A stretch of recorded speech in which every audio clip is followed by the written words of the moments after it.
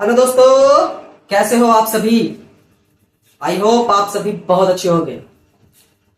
तो दोस्तों, हम लोग आज से एक बहुत ही बेहतरीन और बहुत ही अच्छे तरीके से साइंस पढ़ेंगे। साइंस पढ़ेंगे का मतलब ये नहीं कि सिर्फ उसको एग्जाम के लिए पढ़ेंगे, बल्कि आपके डेली लाइफ में जो आसपास घटनाएं होती हैं उसको भी एनालाइज करते रहें, है ना। साइंस किस क्लास का पढ़ेंगे सर? तो हम लोग जो है, जैसे कि थंबनेल से आप लोग को पता चल ही गया है कि क्लास 10th का ही साइंस यहां पे हम लोग पढ़ने वाले हैं। क्लास 10th की साइंस की 3 बुक होती है ना। फर्स्ट फिजिक्स, भौतिकी, सेकेंड केमिस्ट्री यानी कि रसायन शास्त्र, और थर्ड जो है वो है बायोलॉजी यानी कि जीव विज्ञान। तो हम इन तीनों बुक्स में से अभी स्टार्टिंग्स के 2 बुक्स को कंप्लीट करेंगे, फिजिक्स और केमिस्ट्री। बायोलॉजी हम लोग इसके 50 या 70% कंप्लीट हो जाएगा, उसके बाद बायोलॉजी पढ़ेंगे। बायोलॉजी लास्ट में मैं क्यों पढ़ाऊंगा, उसके पीछे एक छोटा सा रीजन है बाबू। कि बायोलॉजी लास्ट में पढ़ाने का पीछे मकसद ये है कि उसमें ज्यादा एक्सपेरिमेंट या फिर कुछ ऐसा चीज नहीं होता है कि हाँ ज्यादा समझने लायक कुछ हो। बेसिकली हर किसी को पता है बायोलॉजी में आपको रट्टा मारना पड़ेगा, आर्स के जैसा। ठीक है, ठीक है। तो हम लोग बायोलॉजी थोड़े, जब ये 3-4 चैप्टर जब इन दोनों में कंप्लीट हो जाएंगे 75% सिलेबस, उसके बाद हम लोग बायोलॉजी स्टार्ट करेंगे। ठीक है, तो आइए जानते हैं हम लोग सबसे पहले विज्ञान के बारे में। विज्ञान होता क्या चीज है? डेफिनेशंस वगैरह आप लोगों को क्लास 6 में पता ही होगा। क्लास 6 में जो बच्चे पढ़े हैं, ऑफिशियली आप जब क्लास 10 में पढ़ रहे हैं तो क्लास 6 में पढ़े होंगे। और अगर आप लोगों को याद नहीं है तो मैं थोड़ा दोहरा देता हूं कि विज्ञान चीज क्या है भाई। बहुत लोग आपसे पूछेंगे कि हाँ बाबू कौन सी क्लास में पढ़ते हो? सर 10 में पढ़ता हूँ। कौन कौन से सब्जेक्ट है? तो हाँ सर फिजिक्स केमिस्ट्री है, फिर सोशल साइंस के बहुत से बुक है सर, उसके बाद मैथ्स के है ना, लैंग्वेज वगैरह सब बताएंगे। तो उसमें बहुत से लोग जो होते हैं थोड़े इंटेलिजेंट टाइप के, तो वो आपसे क्वेश्चन वगैरह पूछेंगे। हर गांव में एक ऐसा होता है बंदा जो बच्चों से लगाव लगा के रहता है और थोड़ा सा उसके बारे में जानकारियां लेते रहते हैं। हाँ ये बच्चा कितना पढ़ रहा है। आपके घर में भी बहुत लोग अगर आएंगे तो पूछ लेते हैं। तो मैं बता देता हूं कि विज्ञान होता क्या है। अगर आप लोगों को याद है तो कमेंट में कमेंट कर दीजिएगा, ठीक है। और नहीं तो मैं अपने तरफ से इसके बारे में थोड़ी सी जानकारी दे देता हूं। आप लोग बहुत जानकार हो मुझे पता है, लेकिन थोड़ी सी मैं भी दे देता हूं, ठीक है। विज्ञान यानी कि साइंस होता क्या है? तो बाबू साइंस या विज्ञान किसे कहते हैं पता है?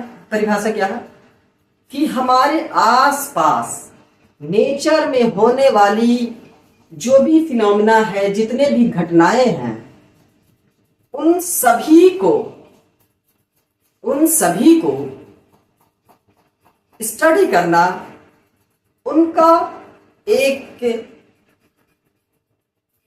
परीक्षण करना, उनको एनालाइज करके जो नॉलेज हम लोग प्राप्त करते हैं, गेन करते हैं, उसी को हम लोग विज्ञान यानी कि साइंस कहते हैं, है ना।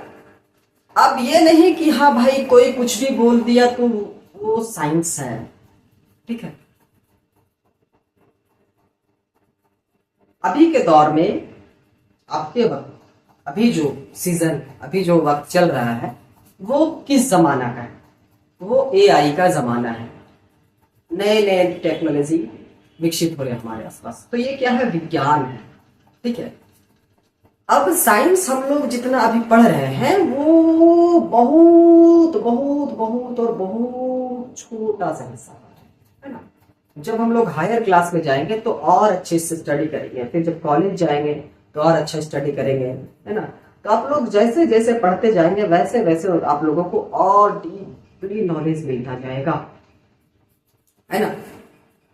तो मैं वही बता रहा हूँ कि जैसे मान के चलो, जब आप लोग साइंस पढ़ते हो तो जैसे आपको कोई एक्सपेरिमेंट करने के लिए दिए सर, ठीक है, तो क्या करते हो कि आप लोग एक बार उस एक्सपेरिमेंट को किए और सर को दिखा दिए तो वो रिजल्ट सही है? नहीं, क्या होता है कि हम लोगों को उसको 2 बार 3 बार 4 बार परीक्षण करना पड़ता है, डेटा को एनालाइज करना पड़ता है, ठीक है।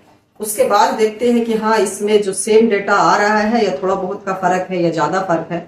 अगर ज्यादा फर्क रहता है तो हमारे एक्सपेरिमेंट में गलतियां हैं, अगर थोड़ा बहुत 0.1 0.2 0.3 तक थोड़ा बहुत एरर आ रहा है डेटाज में, तो हम लोग की जो परीक्षण होती है वो क्या होती है? सही होती है, ठीक, यही होता है ना। अब जैसे देखो सूरज का निकलना, अब सूरज का दूरी को हम लोग जब मापे थे, साइंटिस्ट मापे होंगे, तो वो क्या ऐसे ही बोल दिए होंगे कि हाँ भाई इतना किलोमीटर दूर है हमारा सूरज हमारे पृथ्वी से, उसको इतना चक्कर लगाना पड़ता है? ऐसा तो नहीं। उन लोग बहुत सारे एक्सपेरिमेंट करते हैं, डेटा को एनालाइज करते हैं, ठीक है, बहुत से फैक्ट को चेक करते हैं, घटनाओं को देखते हैं, उसको मिलाते हैं, उसके बाद उस पर, ठीक है, कोई बात करते हैं, या फिर जहां पे साइंस की सेमिनार होती है, बहुत से वैज्ञानिक जहां पे बैठते हैं, वहां पे उन बातों को रखा जाता है, फिर उस पर काम किया जाता है कि हाँ ये बात सच है, उसको फिर चेक किया जाता है उसके फैक्ट को, उसके बाद उसको अप्रूव किया जाता है ना।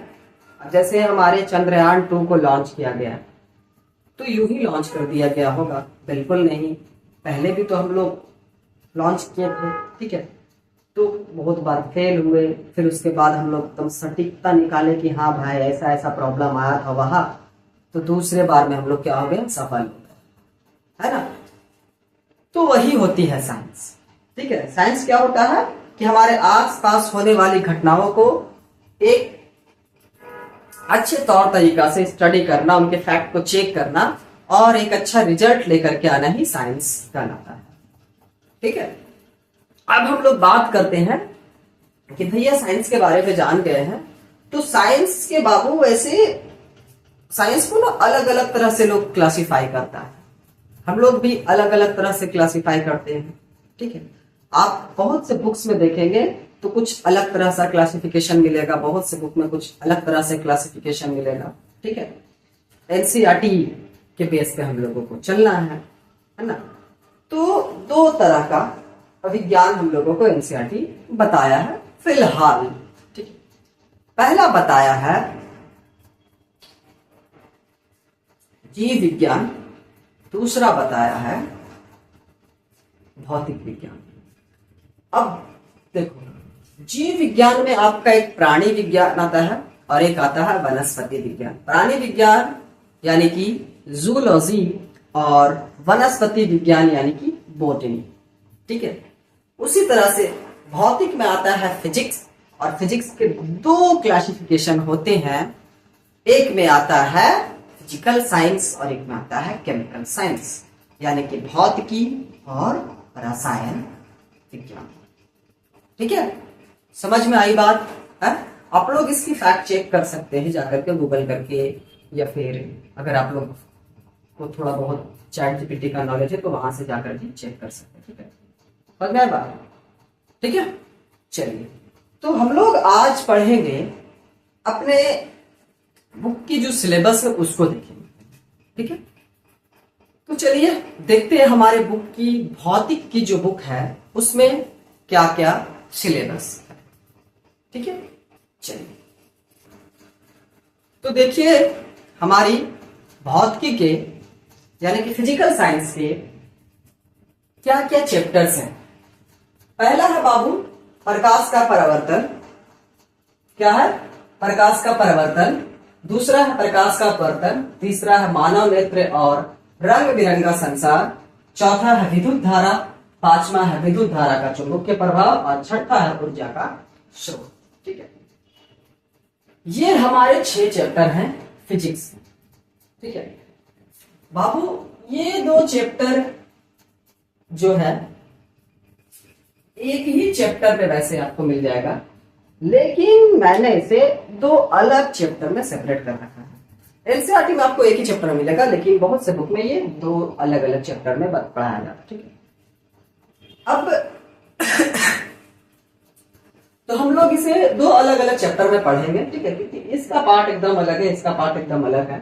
ठीक है, तो इसलिए हम लोग इसको अलग अलग दो चैप्टर्स में पढ़ने वाले हैं। ओके, चलिए, मानव नेत्र और रंग बिरंगा संसार, विद्युत धारा का चुंबकीय प्रभाव और ऊर्जा का स्रोत।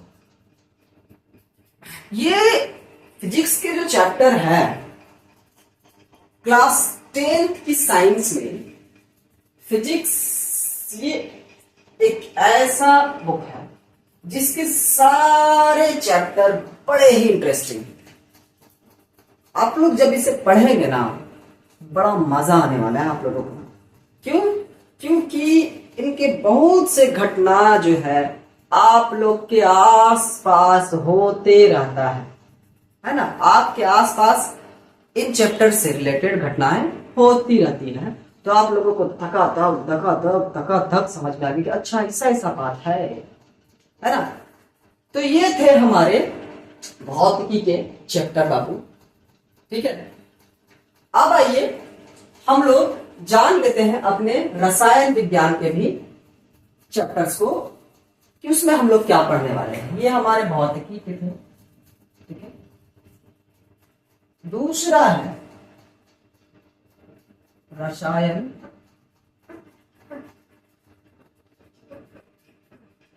शास्त्र, यानी कि केमिकल साइंस। क्या है? Chemical science.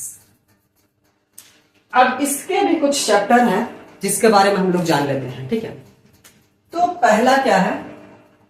पहला है हमारा रासायनिक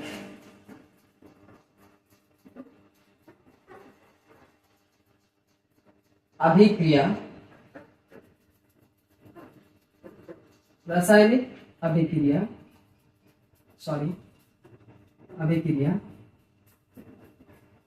और समीकरण। रासायनिक अभिक्रिया और रासायनिक समीकरण। ठीक है, दूसरा है बड़ा ही अच्छा चैप्टर ये भी है, अम्ल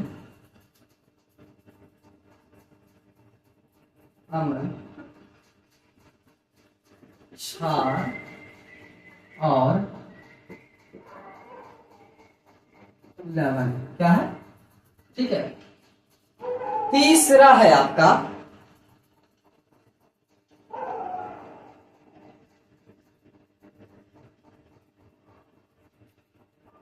धातु और अधातु। क्या है? धातु और अधातु। चौथा है आपका तत्वों का वर्गीकरण। क्या है? तत्वों का वर्गीकरण, या फिर इसको मेंडलिक का आवर्त सारणी भी बोलते हैं। ठीक है, लेकिन तत्वों का वर्गीकरण इसे बोलते हैं। पांचवा चैप्टर है कार्बन और उसके कंपाउंड। क्या है? कार्बन और इसके यौगिक। ठीक है, ये हमारे रसायन शास्त्र के टोटल चैप्टर्स हैं। ठीक है, ये भी चैप्टर बड़ा इंटरेस्टिंग है।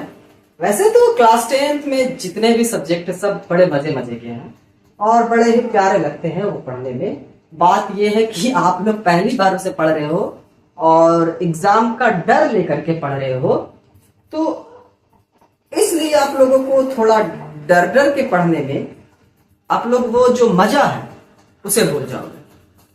ठीक है, अगर आप लोग इन चैप्टर्स को मजे ले लेकर पढ़ोगे, एकदम फील करके पढ़ोगे, तो फील करके पढ़ने के लिए फील करा करके पढ़ाने वाला टीचर भी होना चाहिए ना, बात ये भी। तो आप लोगों को ये चैप्टर मतलब चुटकी बजाते ही समझ में आ जाने लगे, ठीक है। हम लोग ज्यादा थ्योरीज बोर्ड पर नहीं करेंगे, ठीक है। थ्योरीज मैं जबान से बोल दूंगा और जो टॉपिक्स होगा उसे एक्सप्लेन करने की कोशिश करूंगा। कोशिश क्या एक्सप्लेन करूंगा, बोर्ड पे, ठीक है। बाकी जो आपको थ्योरीज वगैरह है वो सब आप लोगों को चैप्टर खत्म होने के बाद उसका नोट्स जो है, हैंड रिटन नोट्स और डिजिटल नोट्स भी कोशिश रहे कि अगर डिजिटल नोट्स बन जाता है तब तक तो आप लोगों को हमारे टेलीग्राम पे मिल जाएगा, ठीक है। तो ये थे हमारे भौतिकी और रसायन शास्त्र के क्या थे, सिलेबस थे, ठीक है। तो हम लोगों ने आज ये सिलेबस देख लिया है और हम लोग नेक्स्ट वीडियो में अपने फिजिक्स के भौतिकी के पहला चैप्टर यानी कि प्रकाश का परावर्तन, क्या है, प्रकाश का परावर्तन के उन छोटे छोटे टॉपिक्स को देखेंगे जो हमारे एग्जाम्स पे एमसीक्यूज में आते हैं, ठीक है, एमसीक्यूज में आते हैं, ठीक है। आपके 2 नंबर या फिर 5 नंबर वाले सवाल में तो नहीं आते हैं, लेकिन जो एमसीक्यूज में आते हैं वैसे टॉपिक्स को देखेंगे, ठीक है। और वो ऑलरेडी आप लोगों को थोड़ा बहुत याद होगा अगर आप लोगों ने 6, 7, 8 में पढ़ रखा होगा तो, लेकिन फिर भी ठीक है, मैं याद करवा दूंगा अच्छे से, टेंशन लेने का बिल्कुल नहीं, ठीक है। तो चलिए आज की वीडियो जो बाबू यहीं पे हम लोग समाप्त करेंगे और आने वाले वीडियो में हम लोग कुछ नई चीजों को देखेंगे, ठीक है। चलिए दोस्तों, आज की चैप्टर यहीं पे समाप्त होती है। Thank you so much. जय हिंद।